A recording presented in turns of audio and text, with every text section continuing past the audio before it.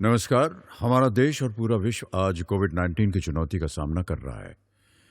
कोविड-19 अभी खत्म नहीं हुआ है।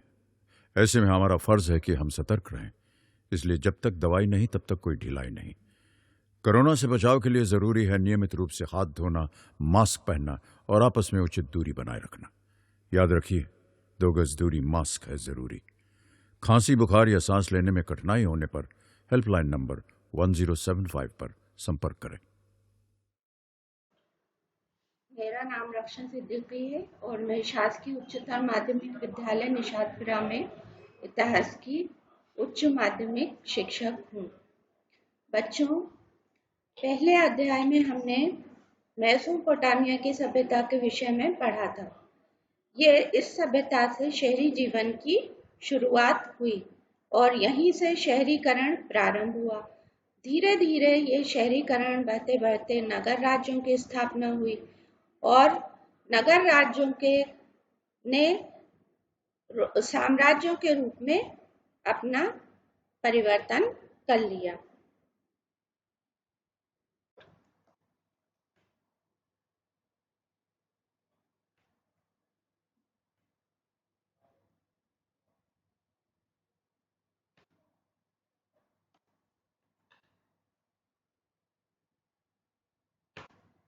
तो इन्हीं विशाल साम्राज्यों में से एक था रोमन साम्राज्य, जिसके विषय में हम आज यहाँ पर चर्चा करेंगे।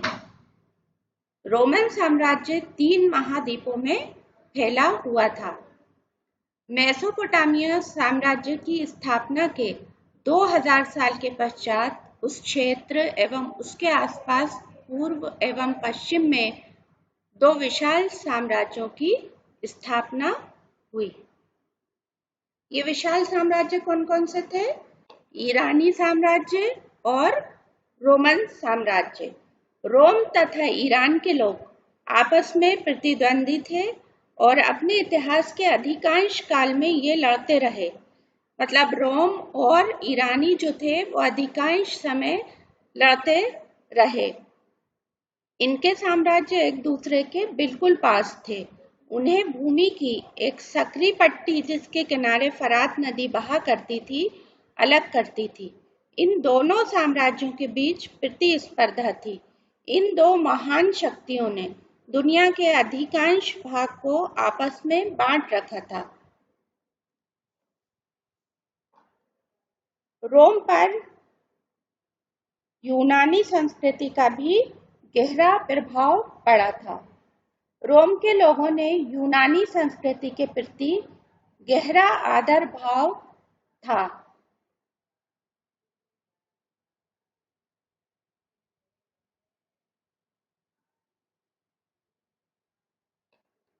अब हम देखेंगे ये रोमन साम्राज्य कहाँ स्थित था। यूरोप और अफ्रीका महाद्वीप एक समुद्र द्वारा एक दूसरे से अलग हुए। जैसा आपने मैप में देखा होगा, इनके बीच में भूमध्य सागर है। भूमध्य सागर के आसपास के पूरे क्षेत्र पर रोम का अधिकार था। इसीलिए भूमध्य सागर को रोम का हृदय कहा जाता था। इस रोम साम्राज्य की सीमा उत्तर में 2 महान नदियों राइन और डैन्यूब द्वारा निर्धारित होती थी। दक्षिण में इसके सहारा मरुस्थल स्थित था, जो कि अफ्रीका महाद्वीप में है। तो दक्षिण में ये सहारा मरुस्थल तक फैला हुआ था। तो बच्चों, ये पूरा रोमन साम्राज्य 3 महाद्वीपों यूरोप, एशिया और अफ्रीका में फैला हुआ था। इसीलिए हम इसको कह रहे हैं कि ये 3 महाद्वीपों में फैला हुआ साम्राज्य यानी रोमन साम्राज्य। बच्चों, विश्व में 7 महाद्वीप हैं। इनमें से 3 महाद्वीप यूरोप, अफ्रीका और एशिया में रोम का साम्राज्य फैला हुआ था।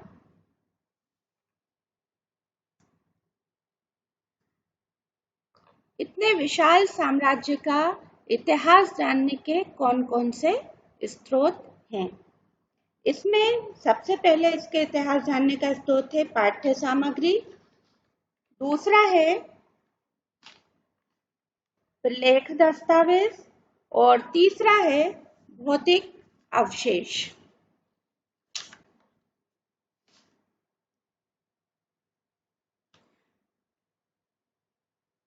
रोमन साम्राज्य की जानकारी के लिए पाठ्य सामग्री प्राथमिक स्रोत के रूप में प्रचुर मात्रा में उपलब्ध है। इसके अंतर्गत समकालीन व्यक्तियों द्वारा लिखा गया उस काल का इतिहास प्राप्त हुआ है, जिसे वर्ष वृत्तांत कहा जाता है। ये वर्ष वृत्तांत प्रतिवर्ष लिखा जाता था। इसके अतिरिक्त समकालीन पत्र, व्याख्यान, प्रवचन आदि भी प्राप्त हुए हैं, जिनसे हमें महत्वपूर्ण जानकारी प्राप्त होती है। मतलब यहाँ पूरे साल का इतिहास लिखा जाता था, जिसको हम वर्ष वृत्तांत कहते थे। ये हर साल लिखा जाता था। पूरे साल भर में जो कुछ भी उस साम्राज्य में घटित हुआ होता था, उसको ये लोग वर्ष वृत्तांत में लिखते थे। इसके बाद यहाँ पर से जो प्राप्त समकालीन पत्र प्राप्त हुए हैं, व्याख्यान प्राप्त हुए हैं, प्रवचन हैं, इनसे भी हमें यहाँ की इतिहास की जानकारी प्राप्त होती है।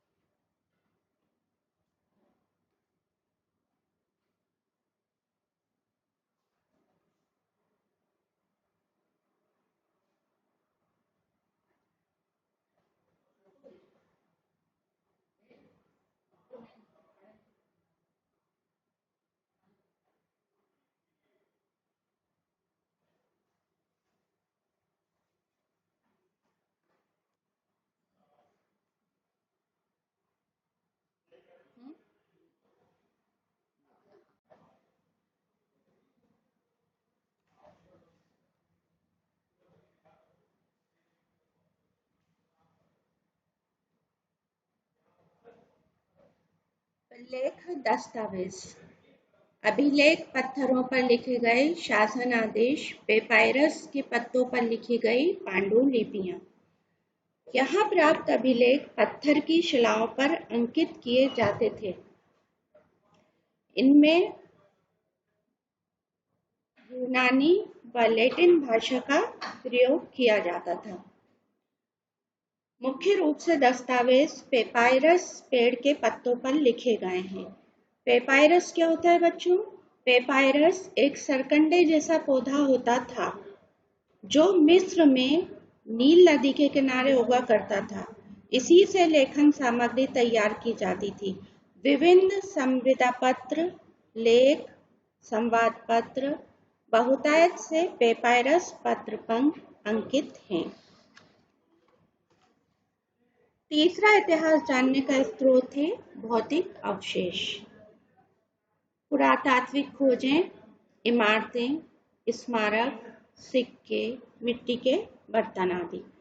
पुरातत्व वेदों द्वारा की गई खुदाई में यहाँ अनेक पुरातात्विक अवशेष प्राप्त हुए हैं, जैसे इमारतें, स्मारक, मिट्टी के बर्तन, सिक्के, विभिन्न प्रकार की संरचनाएं आदि।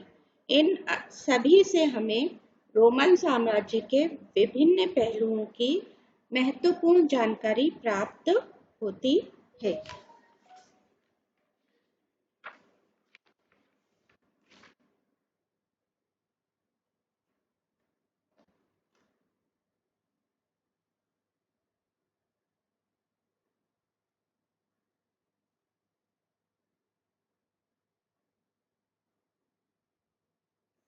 रोमन साम्राज्य का आरंभिक काल।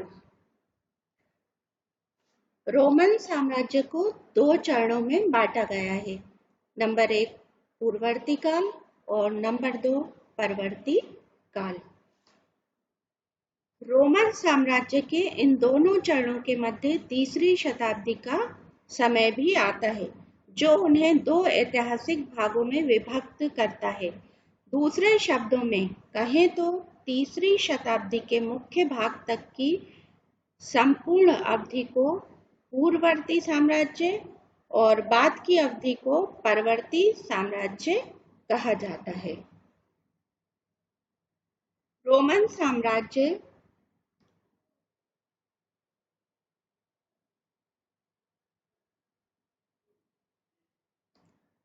सांस्कृतिक दृष्टि से विविधतापूर्ण था। रोमन साम्राज्य कई संस्कृतियों और क्षेत्रों का मिला जुला रूप था। क्योंकि बच्चों ये साम्राज्य 3 महाद्वीपों में फैला हुआ था, इतने बड़े क्षेत्र में कई प्रकार की संस्कृतियां थीं, अलग अलग भाषाएं थीं। परंतु प्रशासन के प्रयोजन हेतु लातीनी तथा यूनानी भाषा ही बोली जाती थी।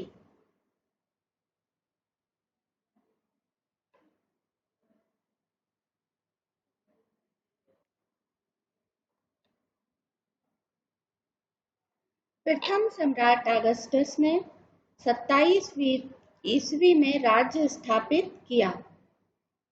इस राज्य को प्रिंसिपेट कहा जाता था। रोमन साम्राज्य में सिंहासन जो था वो पारिवारिक वंशक्रम पर आधारित था, यानी पिता के बाद सिंहासन उसके पुत्र को ही मिलता था। 27वीं शताब्दी में अगस्टस सम्राट बना, जो जूलियस सीजर का दत्तक पुत्र था। अगस्टस का नाम आक्वेटियन था। उसने अगस्टस की उपाधि धारण की, जिसका अर्थ होता है सौभाग्यशाली। अगस्टस ने जिस राज्य की स्थापना की उसे प्रिंसिपेट कहा जाता था।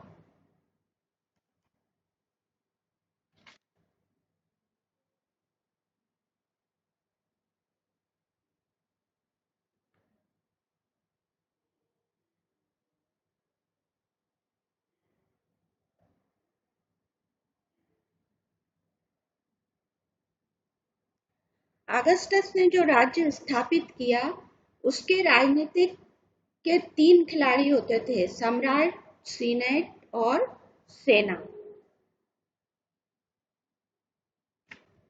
सम्राट अगस्टस एक छत्र शासक और सत्ता का वास्तविक स्रोत था। राज्य की समस्त शक्तियां सम्राट के हाथ में थीं। वो राज्य की समस्त सर्वोच्च शक्तियों का मालिक था।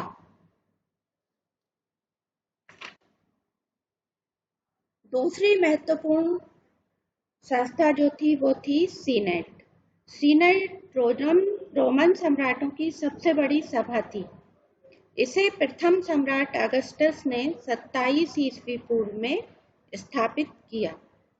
सीनेट में कुलीन एवं अभिजात्य वर्ग या धनी परिवारों का प्रतिनिधित्व था और सीनेट में इन्हीं धनी लोगों का बोलबाला रहता था। सीनेट के सदस्यों की संख्या 300 होती थी। देश की शासन सत्ता सही मायनों में इसी संस्था में निहित थी। देश का कोई कानून इसकी स्वीकृति के बिना पारित नहीं होता था। उच्च अधिकारियों की नियुक्ति करना, देश विदेश से संधि करना, सब सीनेट के अधिकार में था। सीनेट जो थी वो सबसे ज्यादा शक्तिशाली संस्था थी और इसमें जो था कुलीन एवं धनी वर्ग का बोलबाला था। तीसरी संस्था थी इसमें सेना। सेना शासन की एक प्रमुख संस्था थी। सेना साम्राज्य में सबसे बड़ा एकमात्र संगठित निकाय थी जिसमें 60,000 तक सैनिक थे। यहाँ बलात् भर्ती वाली सेना थी। बलात् भर्ती वाली सेना क्या होती है बच्चों? बलात् भर्ती वाली सेना वे होती है जिसमें कुछ वर्गों या समूहों के वयस्क पुरुष प्रत्येक को अनिवार्य रूप से सैनिक सेवा करनी पड़ती है। यानी कुछ समूहों या वर्गों के जो पुरुष होते हैं उनको अनिवार्य रूप से सैनिक सेवा करनी पड़ती थी। ये पूर्णतः व्यावसायिक सेना थी। प्रत्येक सैनिक को वेतन दिया जाता था और कम से कम 25 वर्षों तक सेवा करनी पड़ती थी। सीनेट सेना से घृणा करती थी और डरती थी क्योंकि उससे विद्रोह का खतरा था। उसके पास निश्चित रूप से सम्राटों का भाग्य निर्धारित करने की शक्ति थी। सेना जो थी वो बहुत शक्तिशाली थी और इससे सीनेट के लोग भी भयभीत रहते थे कि उन्हें उसकी शक्ति से डर लगता था कि ये कभी भी हमारा तख्ता पलट सकती है। इस प्रकार हम कह सकते हैं कि रोमन साम्राज्य के राजनीति के 3 खिलाड़ी थे: सम्राट, सीनेट और सेना। सारा रोमन साम्राज्य इन तीनों पर निर्भर था।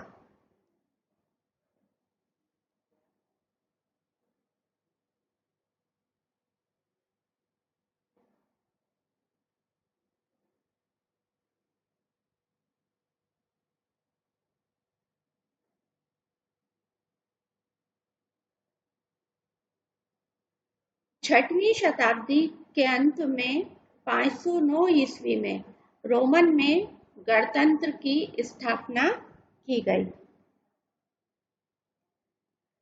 रोम में 6वीं शताब्दी ईस्वी पूर्व का विशेष महत्व है। इस शताब्दी के अंत में रोम में गणतंत्र की स्थापना हुई। गणतंत्र एक ऐसी शासन व्यवस्था थी जिसमें वास्तविक सत्ता सीनेट के हाथों में थी। गणतंत्र 509 ईस्वी पूर्व से 27 ईस्वी पूर्व तक चला। इस काल में रोम का साम्राज्य विस्तार हुआ, परंतु अगस्टस ने इसका अंत कर दिया और यहाँ गणतंत्र समाप्त हो गया। इसी काल में प्रांतों की स्थापना की गई। रोमन साम्राज्य में अनेक प्रांत थे। इटली को छोड़कर साम्राज्य के सभी क्षेत्र प्रांतों में बटे थे। केंद्रीय शासन उनसे कर वसूलता था। अनेक सम्राटों ने प्रांतों को सुदृढ़ बनाने का प्रयत्न किया। रोमन साम्राज्य के सम्राटों की सफलता इस बात पर निर्भर थी कि उसे प्रांतों का कितना सहयोग प्राप्त होता है। यहाँ पर इसी काल में सार्वजनिक स्नानागार भी बनाए गए। अगस्टस के शासनकाल को पैक्स रोमाना कहा जाता है। पैक्स रोमाना का क्या अर्थ होता है बच्चों? पैक्स रोमाना का अर्थ है शांति का काल। तो अगस्टस ने रोम में शांति स्थापित की। उसके समय रोम में अनेक सुधार हुए जिससे राज्य की अधिक उन्नति हुई।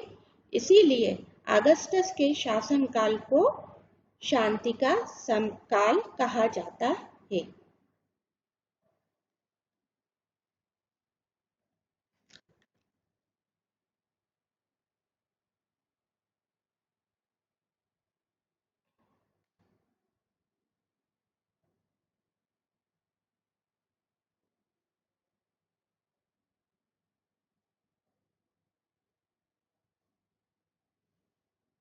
Roman aqueducts. ये चित्र आप देख रहे हैं, ये आपको ब्रिज के समान दिखाई दे रहा है, लेकिन ये ब्रिज नहीं है। ये यहाँ पर पानी सप्लाई करने के लिए एक विशेष प्रकार के जल प्रणाली का विकास किया गया, बनाया गया, जो रोमन एक्वाडक्ट के नाम से प्रसिद्ध है। रोम के इंजीनियरों ने 3 महाद्वीपों में पानी ले जाने के लिए विशाल जल सेतुओं का निर्माण करवाया। यह अपनी जलधारा के लिए प्रसिद्ध है। गुरुत्वाकर्षण के माध्यम से पानी एक बिंदु से दूसरे बिंदु तक ले जाया जाता था। ये जो ब्रिज जैसे आपको दिख रहे हैं, इनके अंदर एक विशेष प्रकार के नालियां जैसी होती थी, जिनसे पानी एक जगह से दूसरी जगह सप्लाई किया जाता था।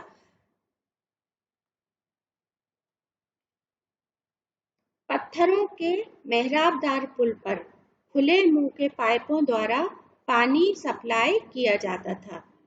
इस पानी का उपयोग फव्वारे, खनन, मिलिंग, खेती और बागबानी के लिए किया जाता था। ये रोमन साम्राज्य की सबसे बड़ी विशेषता थी। अब बच्चों, हम रोमन नगरों के बारे में जानेंगे। रोमन साम्राज्य स्कॉटलैंड के अमोनिया तथा सहारा तक फैला था। इस क्षेत्र में कई विशाल नगरों का निर्माण हुआ। ये नगर प्रांत कर एकत्र करते थे। रोमन साम्राज्य एक अत्यंत विस्तृत साम्राज्य था, अर्थात इतने विशाल साम्राज्य का शासन चलाना भी कठिन कार्य था, परंतु साम्राज्य के शहरीकरण ने इसे सुगम बना दिया। बच्चों, जैसे आपने पहले भी पढ़ा कि रोमन साम्राज्य जो था वो 3 महाद्वीपों में फैला हुआ था। ये इतने विशाल क्षेत्र में फैला हुआ था, इस विशाल क्षेत्र में शासन चलाना जो था वो बहुत मुश्किल काम था, परंतु इसके लिए शहरीकरण जब हुआ तो इसके शासन चलाने को इसने सुगम कर दिया। विस्तृत रोमन साम्राज्य के अंतर्गत दूर दूर तक अनेक नगरों की स्थापना की गई, जिनके माध्यम से पूरे साम्राज्य पर नियंत्रण रखा जाता था। यहाँ के मुख्य नगर थे कार्थेज, सिकंदरिया तथा एंटियाक और कुस्तुनतुनिया। लोग यहाँ रोमन साम्राज्य के निवासी अधिकतर नगरों में रहना पसंद करते थे, क्योंकि नगरों में अनेक प्रकार की सुविधाएं प्राप्त थी। यहाँ पर अनेक प्रकार के उद्योग स्थापित थे, अर्थात रोजगार के अवसर उपलब्ध थे। नगर व्यापारिक गतिविधियों के केंद्र थे। आवागमन की प्रचुर सुविधाएं उपलब्ध थीं। नगरों का जीवन अधिक सुख सुविधा पूर्ण था और नगरों में मनोरंजन के साधन भी थे।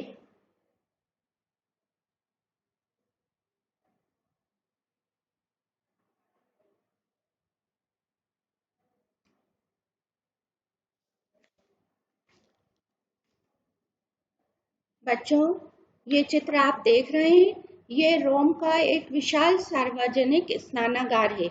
जिस प्रकार सिंधु घाटी सभ्यता की खुदाई में हमें वहां पर विशाल स्नानागार मिले हैं, इसी प्रकार रोम में भी अनेक विशाल सार्वजनिक स्नानागार थे।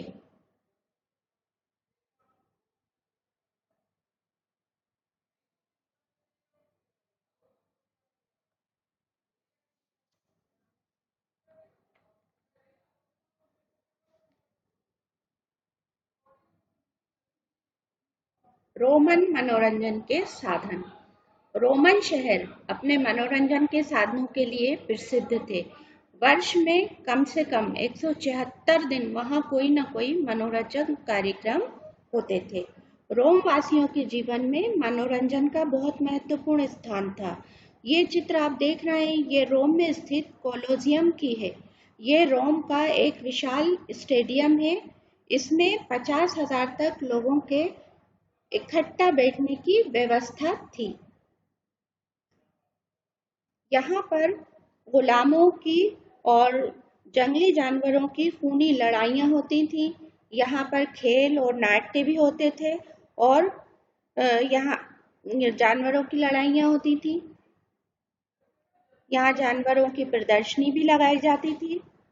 यूनेस्को द्वारा इसे विश्व धरोहर का दर्जा दिया गया है। तो बच्चों, आपने रोमन साम्राज्य के बारे में जाना। प्रिय विद्यार्थियों, आज के लिए इतना ही। अब हम आगे का अगले कक्षा का में पढ़ेंगे। किशोरावस्था संबंधित समस्याओं के परामर्श हेतु समर्पित उमंग किशोर हेल्पलाइन के टोल फ्री नंबर 144225 पर संपर्क करें।